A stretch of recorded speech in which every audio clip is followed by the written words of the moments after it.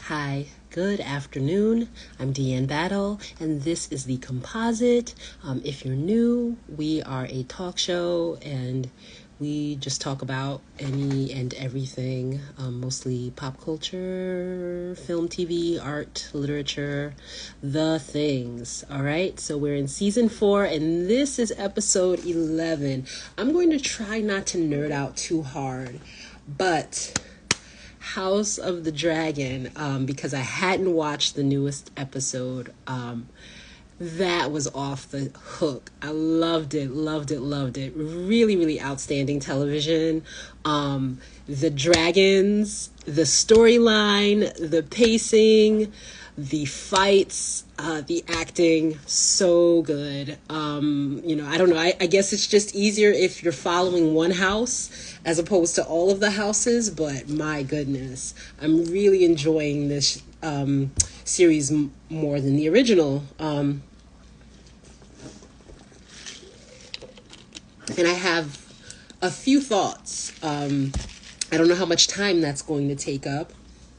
But that'll probably be the bulk of this episode. So if I'm live for like 30 minutes, it's probably going to be 15, 20 minutes of House of the Dragon content with spoilers. So I'll put that in the comments. Which, by the way, the fandom is so damn disrespectful. All right, so the episodes drop on Sunday evenings. And like this week, I was like, I'm going to be a productive citizen, go to bed early. And, I went to bed early, took care of my business Monday morning and stuff like that. And so the week was getting ahead of me. And then, I'm in the Northeast and, the pollen and the grass, they were getting to me so much. I was supposed to go live yesterday, but my face was leaking and my eyes were swollen. They're still a little puffy, but my eyes and my face were swollen and it was like red from here to here. I was like, yeah, I look crazy. I feel crazy. I can't go in the camera. So I'm like laying down, resting, and I'm like, take some more medicine, take another nap. But it rained today, so it really washed out a lot of the allergens. So I'm very grateful for that. But all of that being said, I couldn't watch the episode Sunday night. And Monday morning, people have memes with spoilers, posts with spoilers. So it's like if you don't catch that episode Sunday night, you're screwed because everybody tells you what happened the next day. And so, I knew part of it. And I was just like, oh no, Rhaenys. But it was just kind of like, so I wasn't angry, like for real. But I was just like, damn, y'all, can you at least give me till Tuesday morning? Can we have as a fandom, can we come to an agreement for community guidelines? Because I just feel like it would be a different thing if it was like Wednesday and I was getting mad about spoilers. But no, first thing, it was like 6:37 a.m. in the morning, East Coast time in the United States, and people were just dropping spoilers. They were coming at me from all directions, because at first I was like, I went on Facebook, I was like, oh, okay, can't go on Facebook. Then it's like Twitter, oh, I can't go on X. You can't go on social media the next morning. So it's like it's almost like, how it was when I was growing up, when you had live TV, right? Because you could set your VCR, that's how old I am. You could set your VCR, right, to, tape the episode. But then it's just like when people were walking around, you just be like, oh, okay, I haven't seen it yet. And people would respect that. There's no respect. People are just going in automatically. And so I knew part of what happened. So I was kind of ready for it, but kind of not. And so I watched it about an hour and some change before I hopped on, man. And so that's the first thing that I'll talk about. Rhaenys, R.I.P., the queen that never was, but the queen that should have been. She is a closer. She got it done. Even though she lost, in her mind, 2 children to all of this Targaryen, back and forth bullshit, she knew what needed to be done. And, just one of the best. And I had mentioned this last episode that I think in the Game of Thrones universe, we tend to underestimate the characters that hold the line, the characters that really maintain loyalty to, whoever they think should be king or queen, but also maintain loyalty to their principles, like a Ned Stark and so on and so forth. And, at a certain point, especially in like a time of war or in a time of crisis, all you really have are your principles. And for her, Rhaenyra was the rightful queen.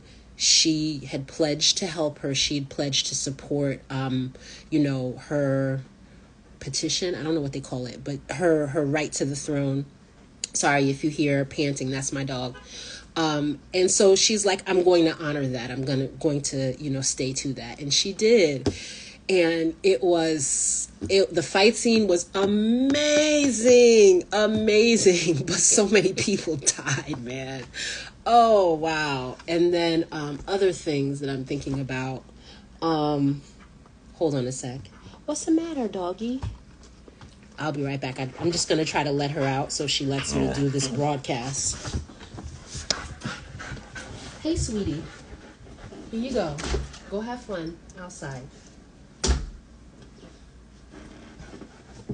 I don't know if she's going to stay out there. All right. So keep your fingers crossed. I'm going to get my poems teed up here. But yeah, I was just like, oh, I'm going to miss that character and miss that actress, but one of the best. And Rhaenyra wouldn't have gotten as far as she did without her. She really gave her a lot of legitimacy because people respected her word as a woman, as a sovereign, as a warrior, And look at Corlys, with side babies. Can we just take a second to talk about that? Because now I'm not as mad at Daemon for cutting his brother's head off, because his brother was in his feelings like, these kids, they're Strongs, they're not Valerians or Targaryens, and Daemon cut his head off. And, I get it that because there's the direct line of succession to the throne, Rhaenyra having, side kids is very different from Corlys having side kids. But the whole thing is that y'all all got side kids and you're standing there and you're getting indignant and running at the mouth. So yeah, that put that moment with Daemon and I forget everybody's name, but Corlys's brother, when he, from the last season when he cut his head off, I'm like, yeah, you should have did that shit, because he's sitting there talking at the mouth, yapping, and Corlys out here with a whole grown ass son, side baby. But again, Rhaenys, I like how she handled it. She was like, listen, this is secondary to everything we have going on now. But she did, display like her displeasure, like she wasn't happy about it, but she was just like, okay, I've got other things to worry about. And she didn't take it out on the guy. So I appreciated that. But it's just like, wow, side baby. I wasn't expecting that. But other things. Daemon. So what's interesting in this season 2, every dream sequence he has Rhaenyra as a young girl. And so I was watching this episode and it occurred to me, so if that's how he sees her in his dreams, then that's like how he really sees her. So then that really makes their marriage a lot grosser beyond the incest, because he doesn't see her as a grown woman. He still sees her as a little girl / usurper. And so there's like this kind of pedophilic element to it almost. Not like pushing it that far, because again, these are dream sequences. But again, this is your wife and your queen, and every time you dream of her, you see her as a little girl. It's weird. And then also it just reinforces the fact that he doesn't love her. So I'm just like, ugh, you sat here and made like almost 3 kids with this woman, and now you're trying to undermine her. I really need Damon to murk Aemond, because if he doesn't, then he's useless. You got to get rid of him. He's so disloyal. And I talked about this, I think, before. But yeah, like, the only reason to keep you around is because you're just reckless enough to unleash on other people and for them to be scared of you. So now that he's gone rogue, it's like, well, dude, what purpose do you serve? And other things. It was a really good episode. And I felt a little bad for Aegon, I'm not going to lie. He lost his father and his son within a matter of weeks. And he's also not that strong of a person, so it hit him really hard. So I was kind of shocked when Alicent got that grimy with him and was just like, basically like, you ain't shit. And that's like why he ran off and hopped on the dragon. I've never seen suicide by dragon before. That was, yeah, I'm still processing it, but it was just like, dang, Alicent, can you just like bring it down just a notch? Because it's not that he didn't deserve that moment of honesty. It's just that she basically did it 10 years too late. She, as Viserys was declining in health, she really should have sat Aegon down and been like, listen, I need you to put your big boy britches on, like, do X, Y, and Z in order to, like, start to cultivate some leadership in him. But she didn't.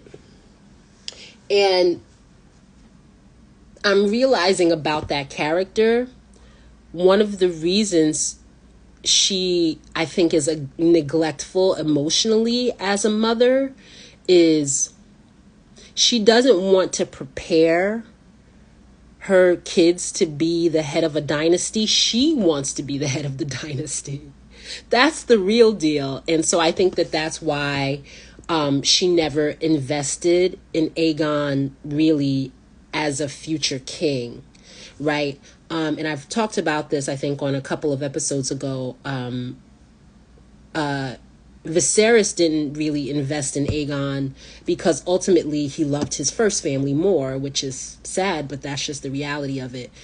Emma was his wife. Rhaenyra was his daughter. Like anything else after that, he just really didn't care as much. But from Alicent's side, her kids were the gateway to her ascension. She didn't really see herself as a mother really pouring into them to make them better. And so I've kind of felt that before, but this was like, when the way she was talking to him really allowed it to be crystal clear that, like, damn, she don't give a shit about these kids, man.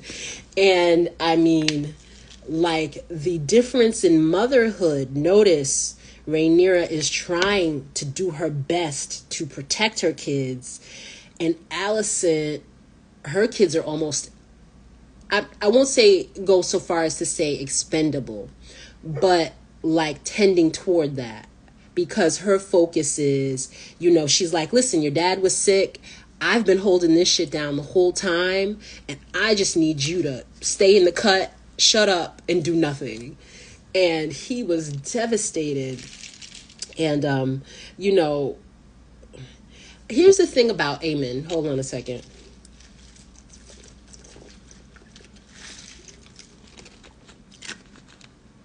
He's a sociopath, but I have to say he seems like an equal opportunity sociopath at this point. Because you killed your cousin, basically, and your brother. Like, damn. And his expression never changes. He's got that eye patch on and he's just chilling. Oh my goodness. It was really, really good. Any other observations? Other things that I was thinking about. I had a couple of other things that I was thinking about, but like I said, I just finished watching it like an hour and some change ago because I knew I wanted to talk about it. And Rhaenyra's council is getting very, very mouthy. I suspect she's got a mole. Somebody's turning on her. So I'll see if they explore that next episode. And then when she figures it out, she's got to take them out too. She's got to take whoever on the council is disloyal off with their head.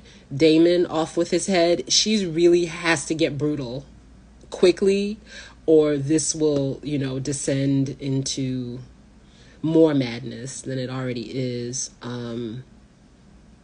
Other things. No, I think that's about it. It was really, really good. Sir Christian still ain't shit. But I'm not going to be trolling that actor because, I guess people have been giving Barbara a hard time on the internet. And it's just like, wow. I really did have one more other thing that I had as a question more than an observation. And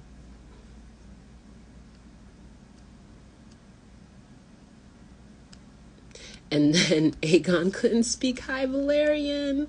Wah, wah, wah. I think that was what really had him shook, because he had all of this false bravado, when it was, in English. And then when Aemon switched to High Valyrian, he realized, okay, wait, this is way above my pay grade. But here's the thing, though, I'm just wondering, if you make Aemon king, he can't be king. And because the thing is what we've seen in the Game of Thrones universe, the king has to be just tyrannical enough. Because when they go over the edge, right, that's when everybody wants to rebel. Your enemies, your peasants, everyone. You have to have just enough mercy for people to say, you know what? Yeah, you killed X number, hundreds of people, but you left that one person alive. I guess you can stay king. You seem somewhat reasonable. And Aemon is not. He has no not because he does have those moments, like when he went to the prostitution house, or whatever they call it, the brothel. Yeah, can tell I haven't been there. So when he went to the brothel, I think that was a moment of vulnerability, but beyond that, he's just very, again, merciless and unfeeling. And you can't lead with that as someone in power. This show is a really interesting study in power dynamics and leadership, right? I think one of the reasons that Alicent, circling back to that she lashes out at Aegon is because as this situation deteriorates, she's seeing her power, dissipate, and Aegon is weaker than her, so she can take out her frustrations on her kid, and then, but I think in this episode, you see her realizing that her husband did not change his mind. He did not change his mind. He did not want Aegon to be king. A really easy way, Targaryens, to solve this shit is just name people different stuff. Everybody's it's the same 5 names, or the very same 5 prefix suffix variations. Just give people different names, so that way when someone is on their deathbed, exactly who the hell they're talking about. Hold on a second.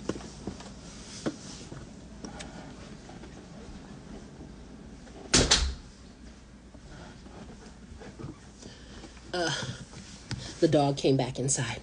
All right. So yeah, name people different shit. But on top of that, again, Alicent realized yeah, he didn't change his mind, right? Because she's reading through the histories and, she's thinking to herself her husband, Viserys, had his issues, but he was reasonable. And she's like, my husband's a reasonable man. Would he really have put our eldest on the throne? The answer is most likely no. But it's too late now, right? And so I think like sitting in the frustration of that, knowing, that she has just aborted Sir Christian's baby, right? In the kind of pain and sickness of that, knowing that she's losing power and the situation is helter-skelter all over the place. It really is unsettling to her. Now, the bigger problem that they have for the Greens that I think is, okay, who's going to replace Aegon? But they, in my opinion, have an even bigger problem than that, right? Because this episode very clearly shows you Aemond and what's his name, Strong? Lamont Strong. I don't know what his name is. I'm calling him Lamont.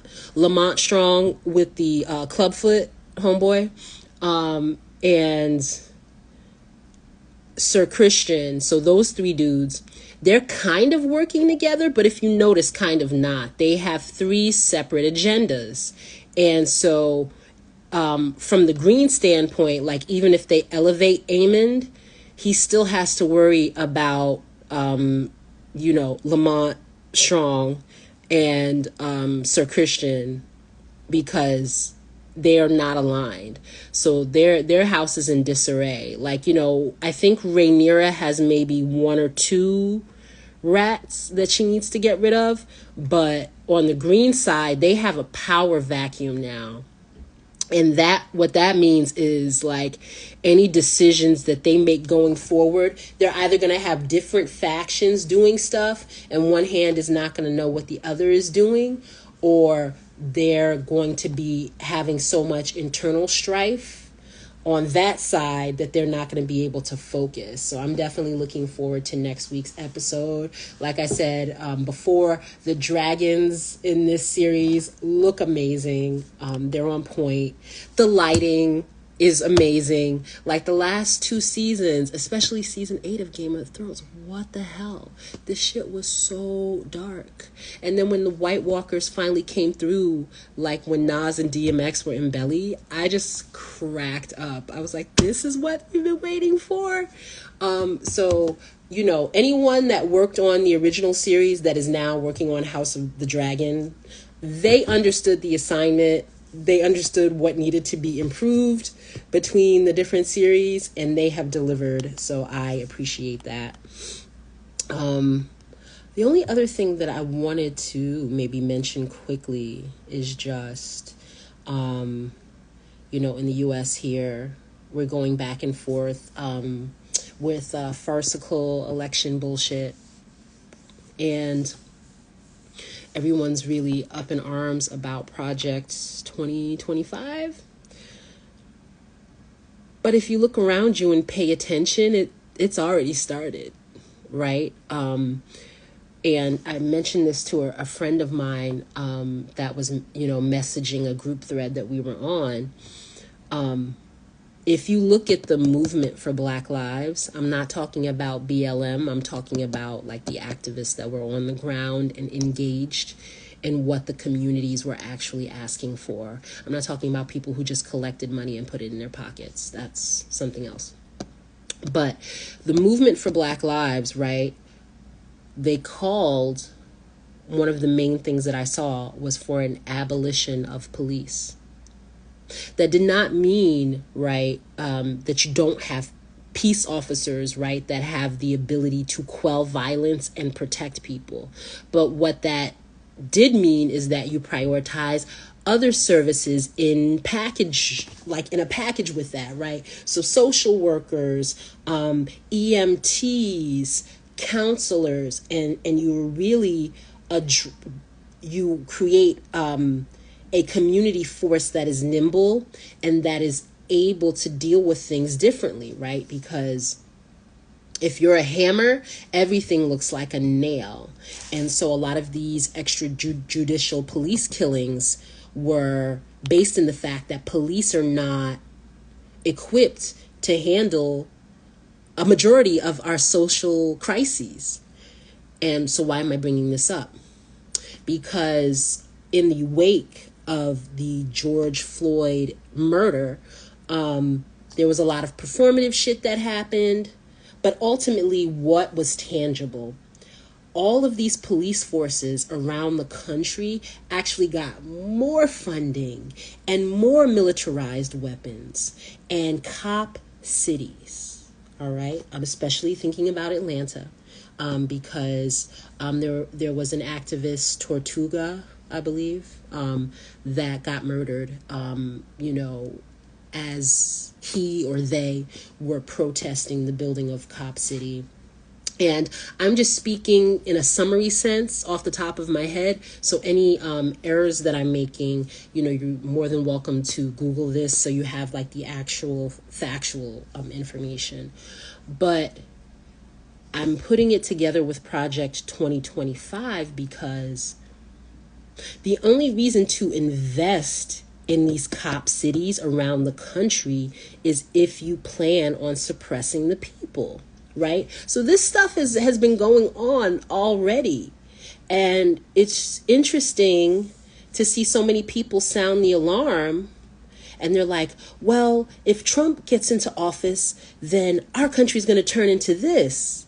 But if you are a non-white, working class or poor American, we've already been marching to this. You're late, honey. You're late. And so I think a lot of the online discourse is really about people wanting to preserve their way of life. So now they feel their way of life is threatened and they want you to vote a particular way because of that. I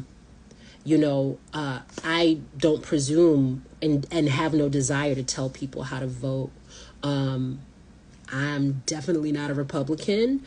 And so I'll be looking at the Democratic option, depending on what that ends up being, or I'll be looking at a third party option. But I'm saying all of this to say it's not my place to get online and cyber bully people into voting for somebody just so I can, go to Bergdorf, so wherever you're going, or Neiman Marcus, and have a fucking latte, right? And it's a lot of this discourse has either the overt or covert undertones of that. And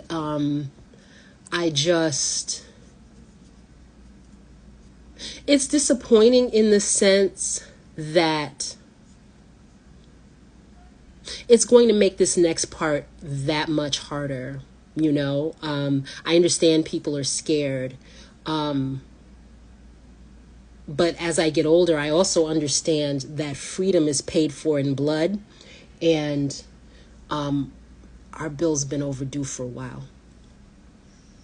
And, so our options are, right, Trump.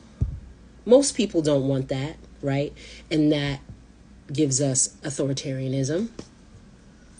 Biden or whatever Democratic candidate they come up with. And then that gives us authoritarianism with a smile and some people of color sprinkled in as window dressing. Or we're going to have to fight. Because listen, all these politicians in the two major parties, they're getting money from the same places, folks. Biden's not going to save you from Project 2025. I hate to break it to you.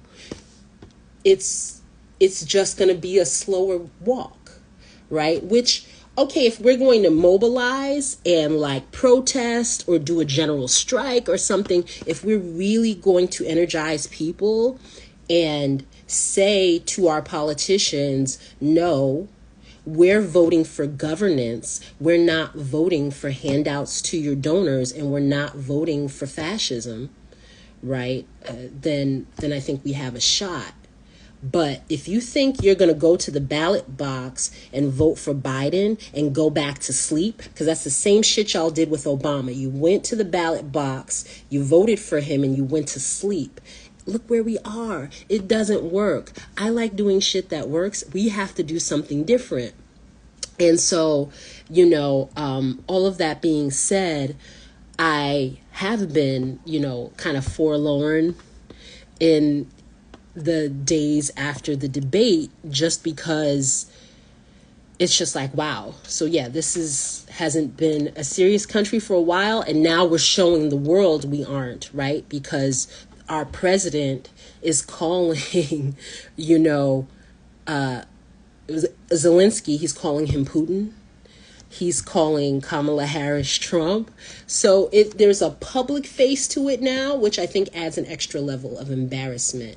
But that doesn't change the truth on the ground, which is we have a political system that has no intent of doing anything helpful or productive for its citizens.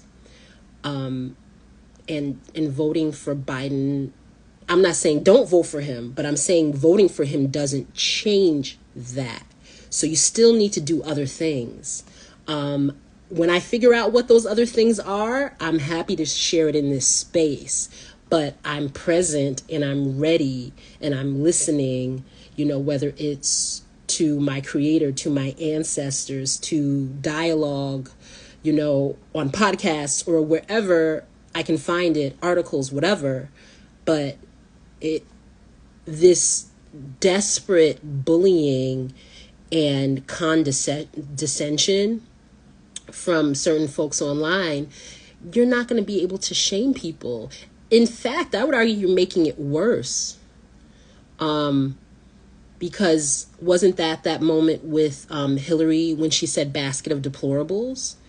Homegirl wasn't wrong, but the condescension of it could have been phrased differently, because the condescension of that statement, I think, led certain folks that were on the kind of teetering on the edge, it pushed them over the cliff, right? And we see where that got us. There's so much of a class divide in this nation that we're unwilling to talk about, especially from the more aristocratic side. Like I could probably do a sociological analysis, like if you make over this amount of money, right, then here's probably your attitude about, Biden. Even the fact that George Clooney was given a platform to write an op-ed. Fuck is George Clooney? Nothing against George Clooney. I like him, and I like his tequila. Oh my gosh, Casamigos is amazing. But he has no place telling us what to do in American politics. It's completely inappropriate. I don't want to hear from George Clooney. I don't want to hear from Elon Musk. I don't want to hear from Bill Gates. The only thing these people have in common is that they are rich, they're over a certain age, they're male, and that they're white. So they're automatically platformed. This is actually taking us back to the origins of this country, right? Because wasn't it you had to be a white male property owner, possibly of a certain age, in order to vote? That actually has not changed. So yes, technically, I have the right to vote, but in terms of voting rights being protected, that hasn't happened. And I have the right to vote, but my vote obviously doesn't count as much as George Clooney's vote, because he's writing fucking op-eds. So you're telling people to their face how worthless the media and the political class thinks like the average American and their opinion is. Why don't you have like someone like a union president or something write an op-ed? Why do we need to hear from George Clooney? Why? Because he, if you're talking to some folks, he's the mouthpiece for Obama. But honestly, they said he raised 14 to 28 million. I saw two different numbers, between 14 and 28 million dollars for Biden. So really, he's speaking for the donors. So he's a part of that group, and good for him, but I don't give a fuck what he thinks. I know what I'm seeing, and I know the crumbling infrastructure and deteriorating society that I'm living in. That is what governs my decision for November. So I think the Democratic Party needs to get the lead out and address those issues. But they won't. So we are where we are. I'll monitor the situation, but I'm not going to worry about it anymore, because either way, right, whether it's next year or in 5 years, we're going to have to fight for our freedom. I'm hoping we can do it peacefully. Keep our fingers crossed. All right. Okay, so we're gonna wrap up now. If this is your first time here, I usually wrap up with poetry as a nice finishing piece, but just also to put us in a place of reflection and beauty. All right. So from poets.org, the poem of the day is from one Marlin M. Jenkins, and the poem is called Against Cleansing. Okay, so this is going to be a beach read. All right. Against cleansing. If cleansing be needed for me to be clean, I cling then to the grime, the grit of the sand under my nails, not interested in the fire necessary to make glass. I cling to hair, grease, and skin oil, the fat seasoned into the skillet. I want to survive the holy fire, as impure as marbling, through good meat, mixed as vinaigrette on leaves of lettuce and spinach. Let us see sometimes a little less clearly. You can choose to be the diamond cut into symmetry, rinsed of blood. I'd rather be the coal stuck in the walls of your lungs. Wow. That last sentence. I'd rather be the coal stuck in the walls of your lungs. Right? So if you're going to take me out, you're going to feel me. It's not just going to be something that you can erase and make go away. Okay.